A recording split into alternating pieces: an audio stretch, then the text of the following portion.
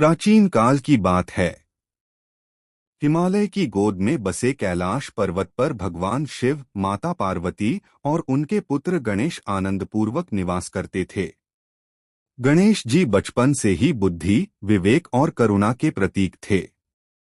देवता ही नहीं, ऋषिमुनि और साधारण जीव भी उनकी भक्ति करते थे। लेकिन एक प्रश्न सभी के मन में था। इतने महान, तेजस्वी और शक्तिशाली देवता का वाहन एक छोटा सा चूहा क्यों? इस प्रश्न के उत्तर में छिपी है एक गूढ़, प्रेरणादायक और शिक्षाप्रद कथा। बहुत समय पहले की बात है।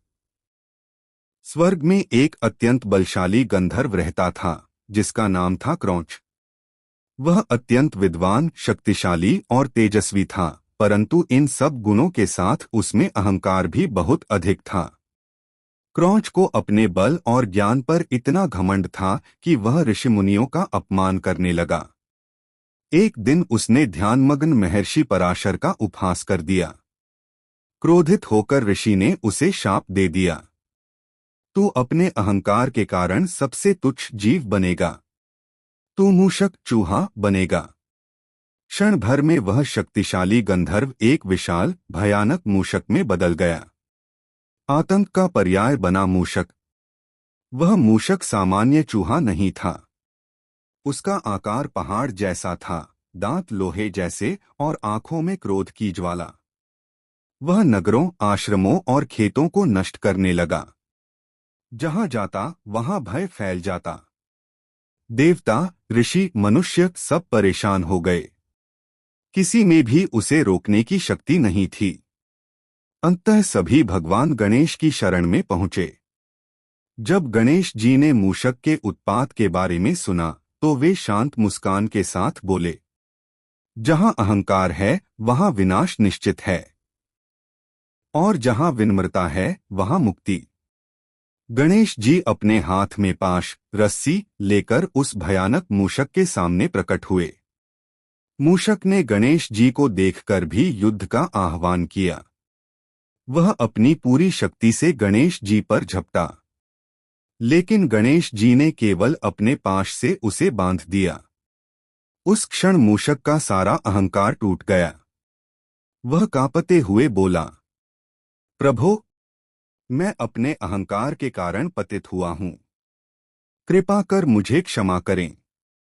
गणेश जी ने करुणा से उसकी ओर देखा और बोले, अहंकार ही सबसे बड़ा शत्रु है। यदि तू मुझे अपना स्वामी स्वीकार करे तो मैं तुझे मुक्त कर दूंगा। मूषक का समर्पण। मूषक ने सिर झुका दिया। उसके भीतर का गंधर्व जाग उठा। वह बोला, प्रभु, मैं आपका दास बनना चाहता हूं।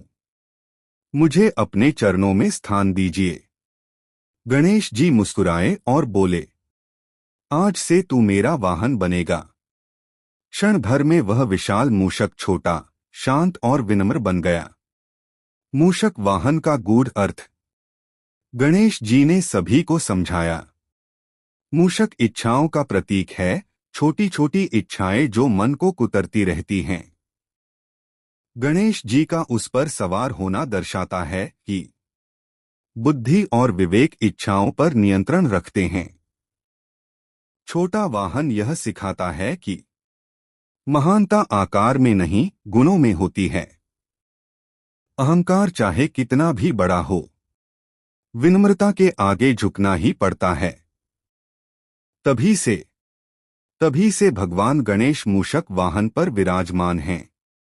यह संदेश देने के लिए कि जो अपने अहंकार पर विजय पा ले, वही सच्चा विजेता है।